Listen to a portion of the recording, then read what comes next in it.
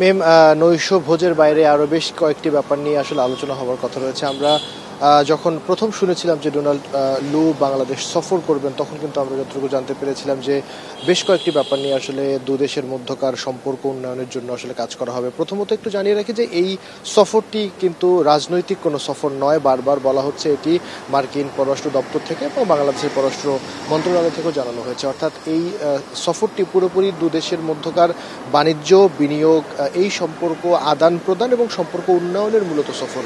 প্রথমে একটু বলে রাখতে চাই যে এই সফরের মূল যে এজেন্ডা বা মূল আলোচনার বিষয়বস্তু সেটি হচ্ছে কর্মকর্তা পর্যায়ের যে বৈঠকগুলো হবে, তার মধ্যে আজ আমাদের হাতে যতটুকু আমরা জানতে পেরেছি আর মাত্র আধা ঘন্টার মধ্যেই সালমান এফ রহমানের বাসভবনে ডোনাল্ড লু এর পৌঁছানোর কথা এবং এরপরে নৈশভোজের পরে তারা আলাপ যে বিষয়গুলো নিয়ে করবে তার মধ্যে গুরুত্বপূর্ণ হচ্ছে দু দেশের মধ্যকার ব্যবসা বাণিজ্য সম্পর্ক উন্নয়ন, বিনিয়োগ এবং বিশেষ করে জলবায়ু পরিবর্তন। এবং আরেকটি যে গুরুত্বপূর্ণ বিষয় সেটি হলো যে দু দেশের মধ্যকার যে আমরা দেখছি যে বাংলাদেশের সাথে মিয়ানমার দীর্ঘদিন ধরে যে রোহিঙ্গা সমস্যা তৈরি হয়েছে, সেই রোহিঙ্গা প্রত্যাবাসন নিয়েও কথা হবে। তবে এটি একেবারে যে উঠবে না, তার মধ্যে যে গুরুত্বপূর্ণ রাজনৈতিক বিষয়গুলো, তার মধ্যে একটি হচ্ছে দেশের গণতন্ত্র, তারপর আরও যদি আমরা বলতে চাই যে মানবাধিকার পরিস্থিতি, সেই বিষয়গুলো আলোচনায় থাকবে। কিন্তু তার থেকে বেশি গুরুত্ব পাচ্ছে দু দেশের মধ্যে ঢাকা এবং ওয়াশিংটনের মধ্যকার ব্যবসা বাণিজ্য মানে সম্পর্ক উন্নয়নের যে বিষয়গুলো, সেটি আসলে মূলত গুরুত্ব পাচ্ছে।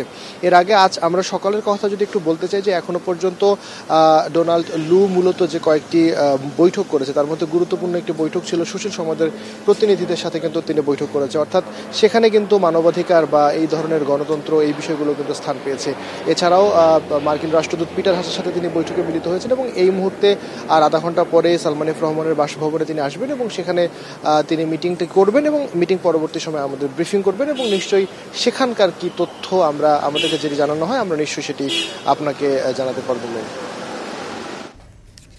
গুলশান থেকে আমাদের সঙ্গে সরাসরি যুক্ত হয়েছিলেন নাইম আবির। তিনি জানাচ্ছিলেন মার্কিন সহকারী পররাষ্ট্রমন্ত্রী ডোনাল্ড লুর সাথে আজ সফরের প্রথম দিনে প্রধানমন্ত্রীর বেসরকারি শিল্প ও বিনিয়োগ উপদেষ্টা সালমান এফ রহমানের নৈশভোজের কথা রয়েছে এবং সেখানে কি কি বিষয় নিয়ে আলোচনা হতে পারে তার বিস্তারিত।